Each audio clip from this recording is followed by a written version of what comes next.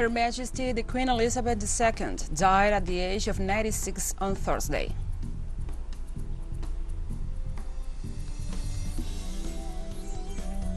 The Peruvian Congress introduced a bill that seeks to bring forward the presidential and legislative elections to July 2023.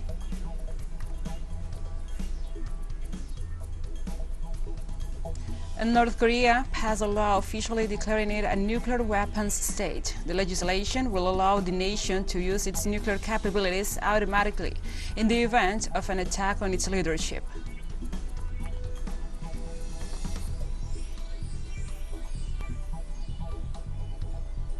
From the headquarters of teleSUR English in Havana, Cuba, this is From the South. I'm your anchor, Gladys Quesada, and these are the news. Queen Elizabeth II, the longest-serving monarch in British history, died on Thursday at the age of 96. Following her passing at Balmoral, the Queen's body is expected to be conveyed by train from Aberdeen to Edinburgh. First lie at rest at the Palace of Holyrood House, her official Scottish residence. On arrangements for her death, her coffin will be carried up the Royal Mile to St Giles Cathedral for a service of reception, where Scotland's civic leaders, dignitaries and members of the public will have the opportunity to pay their respects and sign a book of condolences. The coffin will be then put on the board by the Royal Train at Waverley Station, from where it will travel slowly down the East Coast mainland to London, with plans for an honor guard on every platform from Edinburgh southward, ultimately returning to the throne room at Buckingham Palace.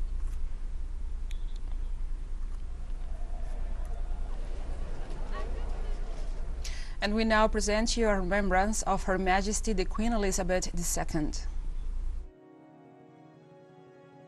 Elizabeth Alexandra Mary, whose official title is Elizabeth II, by the grace of God, of the United Kingdom, of Great Britain and Northern Ireland, and of her other realms and territories, Queen, head of the Commonwealth, defender of the faith, was born on April 21, 1926 in London.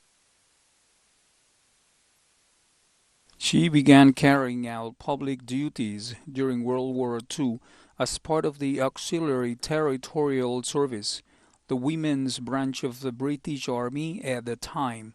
In 1947, she married Prince Philip, with whom she had 4 children, that is Charles, Anne, Andrew, and Edward.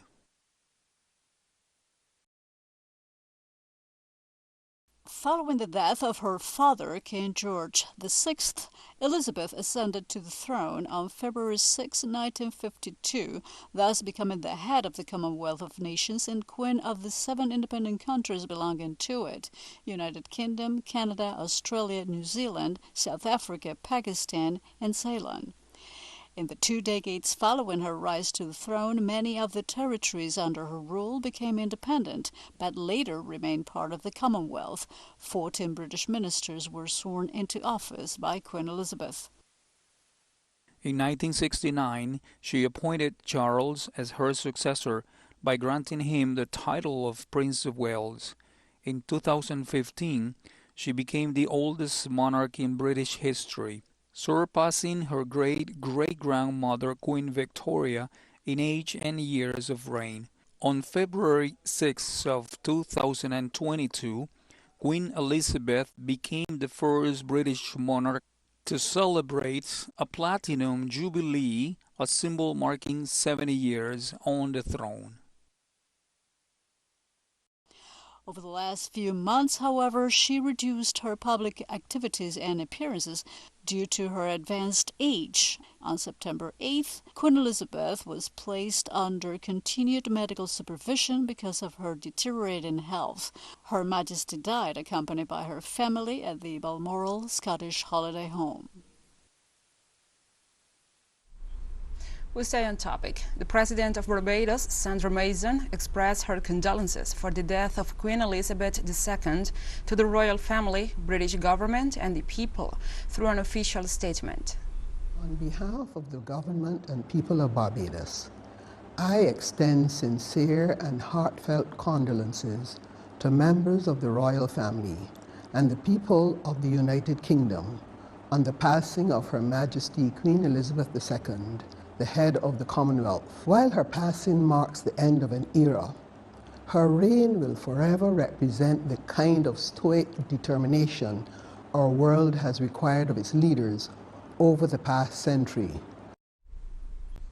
And Jamaica's former Prime Minister Percival James Patterson had words for praise for Queen Elizabeth II following her passing on Thursday. Patterson is Jamaica's longest-serving Prime Minister, having held office for 14 years. She was graceful, astute, and compassionate. Her name will never be obliterated from the annals of human history because of her critical role and unique style in ensuring that process of evolution and those constant measures of transformation which have characterized the Second Elizabethan era. In the same line, Jamaica announced all flags will be flown at half-mast with immediate effect, commencing the period of mourning on Her Majesty the Queen's passing from September 8th to 19th. According to the local authorities, the day of mourning will be observed on September 18th. All social events should be postponed on that day.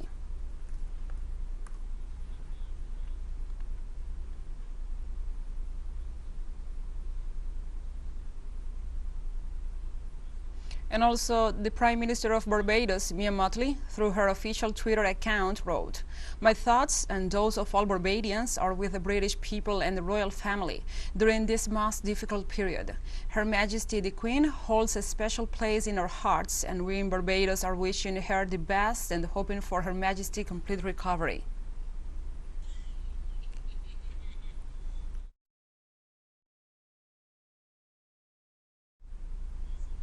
Cuba's President Miguel Díaz-Canel Bermúdez also expressed his condolences and that of the Cuban people for Queen Elizabeth II's death. The president wrote on Twitter, "It is with deep regret that we have learned of the death of Her Majesty, Queen Elizabeth II. On behalf of the Cuban people and government, I express my deepest condolences to His Royal Highness Prince Charles, the rest of the royal family, and the British people and government."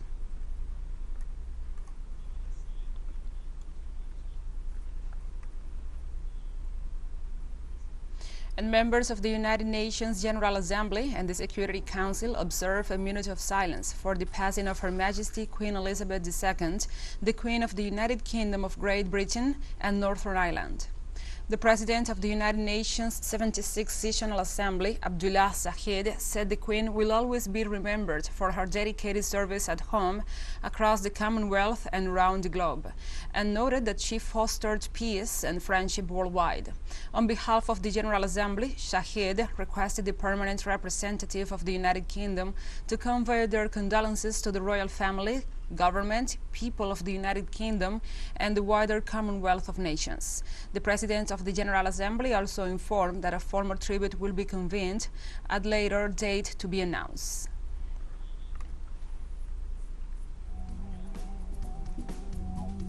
We'll take a short break now. Join us again after this.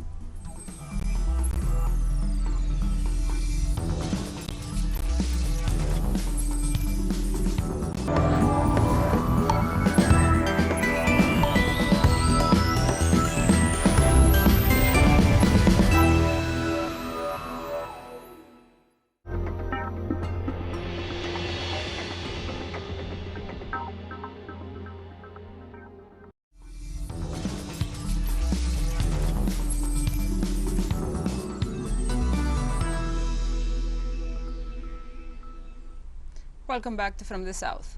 In Cuba, Foreign Minister Bruno Rodriguez and his Surinamese counterpart, Albert Ramdin, reaffirmed today the ties of friendship between the two countries during an official meeting at the Foreign Ministry headquarters. Rodriguez welcomed the diplomat and attached great importance to his visit, while highlighting the excellent historical relations between the two nations.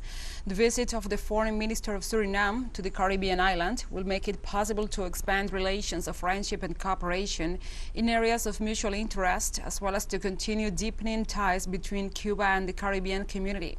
Rodriguez expressed his gratitude for the expressions of solidarity from Suriname after the recent fire in the industrial zone of Matanzas, and also for its traditional support in the United Nations in favor of the lifting of the U.S. blockade imposed on the island.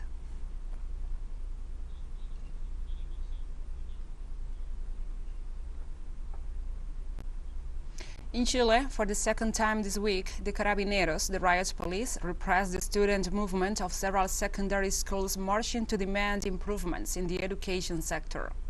The police launched streams of water and tear gas against the students, some of whom responded with blunt objects.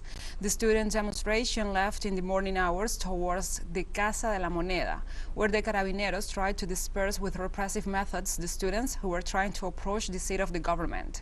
Student groups are demanding comprehensive sex education, more technologies, paid internships for technical high schools, the creation of effective protocols against patriarchal violence, and universal access to all levels of education.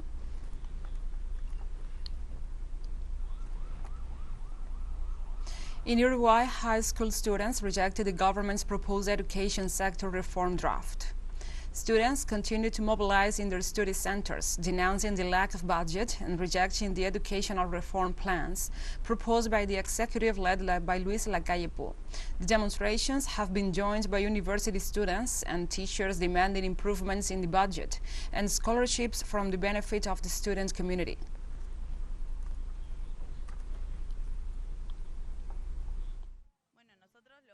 First of all, because of the way it's proposed, the context in which it's proposed, the secrecy that exists in its management, because even authorities and councillors have no idea about the reform and don't have much information.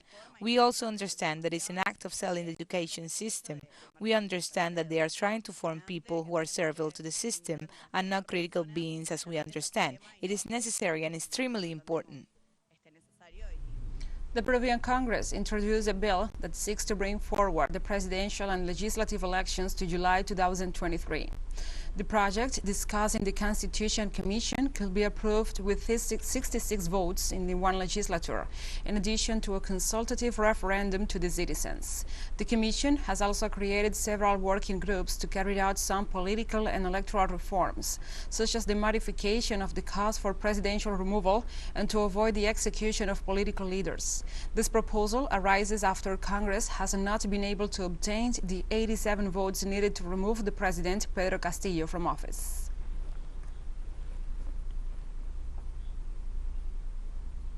teleSUR will dedicate its coverage of the Football World Cup Qatar 2022 to the figure of Diego Armando Maradona, who accompanied their crew in the last two World Cups. With the football star, we also toured our continent with the show The Sur da Viajero. We want this tribute to have its own music. With that in mind, we invite you to write or compose a song for teleSUR's coverage of Qatar 2022 Football World Cup. It must be an original song, never recorded before or published in any media, and free of legal attachments. Record the song in any format, WAV, MP3, even with your cell phone, and send it as an attachment to comunicaciones@telesurtv.net with the following information: author's name, nationality, and the title of the song. The closing date for the call of entries is September 10th, 2022. A jury of prestigious musicians and composers from the region will select the winning piece. The prize will be the recording of the song, a video clip, and the wide diffusion of the work. 1 week after the closing of the call, teleSUR will announce the results. And we have more news coming up after a final short break, so stay with us.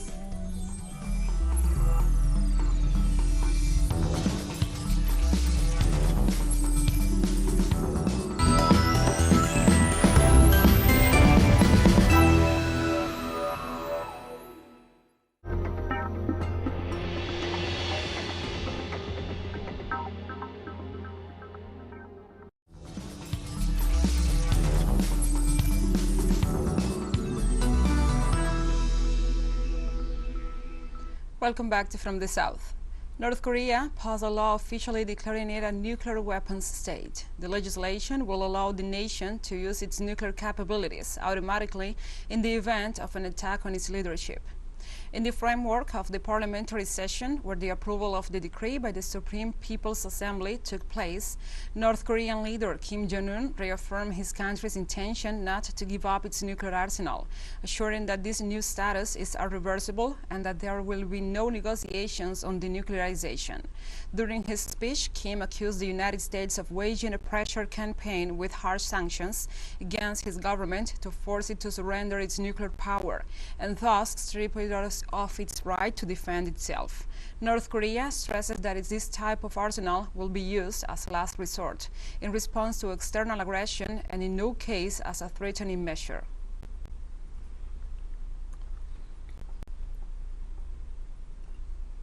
In Germany, the president of the European Central Bank, Christine Lagarde, announced the financial institution is lifting its key interest rates by 75 basis points, leaving them sitting in a range between 0.75 and 1.5%. The announcement came after the bank hiked rates by 50 basis points in July, its first increase in more than a decade, aimed at taming record Eurozone inflation. At a press conference in Frankfurt, Lagarde said that such levels will ensure a timely return of inflation to the 2% medium-term target.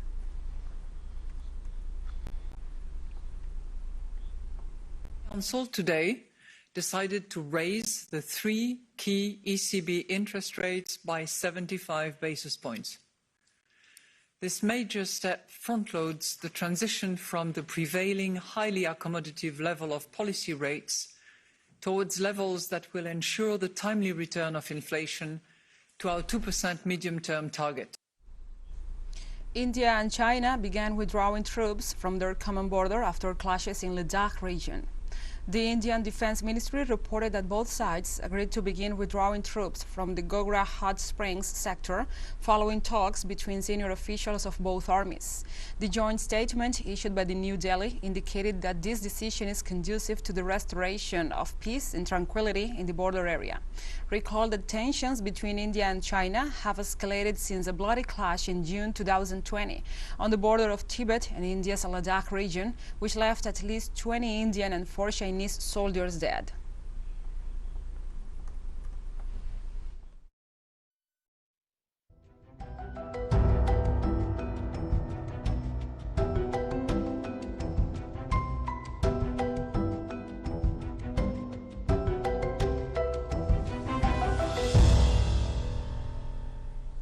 Now we address other topics. The earthquake that shook southwest China caused at least 86 fatalities, while rain and the risk of mudslides complicate the relief effort. The 6.6 magnitude earthquake shook the rural canton of Lurin in the mountainous province of Sichuan.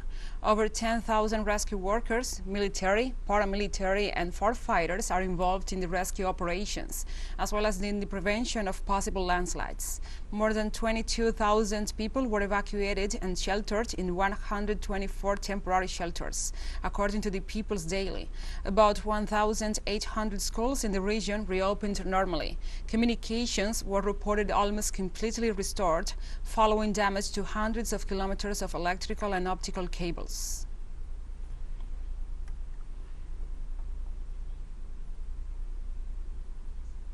A bulk carrier has ended up stranded and half-sunken in the vicinity of the coast of Gibraltar, south of the Iberian Peninsula, after hitting a ship, while the fuel could end up in the waters of the Strait of Gibraltar, according to environmentalists. Sergio Rodrigo, our correspondent in Spain, with the story. Is once again threatened by an ecological disaster. The bulk carrier OS-35, stranded after a collision off the Rock of Gibraltar, is loaded with 183 tons of fuel oil, 250 tons of diesel oil, and 27 tons of lubricating oil that could end up in the water. There has been a collision between two ships in Gibraltar, something that is not new, between a bulk carrier and a gas carrier, which, due to the poor management of Gibraltar, has ended up standing in the back of the rock. And as expected, there has been a spill of fuel from the ship that will affect the waters of the Alboran Sea, the Strait and the Bay of Algeciras. The authorities of the British colony of Gibraltar and Spain are working to extract the fuel and avoid disaster on the beaches that have been forced to close due to the arrival of the fuel. The beaches on this side haven't been closed at all. They have put up a red flag to avoid bathing because of the oil, and they have closed the other part of Gibraltar. And today there haven't been so many boats, but they have been working there night and day. The ship is affecting the neighboring municipalities of Gibraltar as a Línea de la Concepción, where their chiringuitos, beaches, and especially the fishing fleet has not been able to go out to fish due to the accident of the ship. To all sectors, to the beach bars, hoteliers, marinas in the west area, and of course to the fishermen who are with 3 fishing grounds of the 4 we have in the line closed by a protocol of action carried out by the Board of Andalusia and the Ministry by risk of spill, and automatically those fishing grounds are closed. This means that some 32 vessels dedicated to shellfish fishing are unable to do so. The collision of a vessel OS-35 adds to the long list of maritime accidents off the coast of Gibraltar, a unique natural strait that joins the Atlantic and the Mediterranean between Africa and Europe. Sergio Rodrigo y Carlos Gil, teleSUR, España. And we have come to the end of this news brief. But remember, you can find this and many other stories on our website at telesurenglish.net. And also, if you feel so inclined, please join us on social media for all the latest news. We are on Facebook, Twitter, Instagram, and Telegram. And now you can also follow us on our TikTok account at teleSUR English, in which you will be able to see news in different formats, news updates, and more. For teleSUR English, I'm your anchor, Gladys Quesada. Thank you for watching.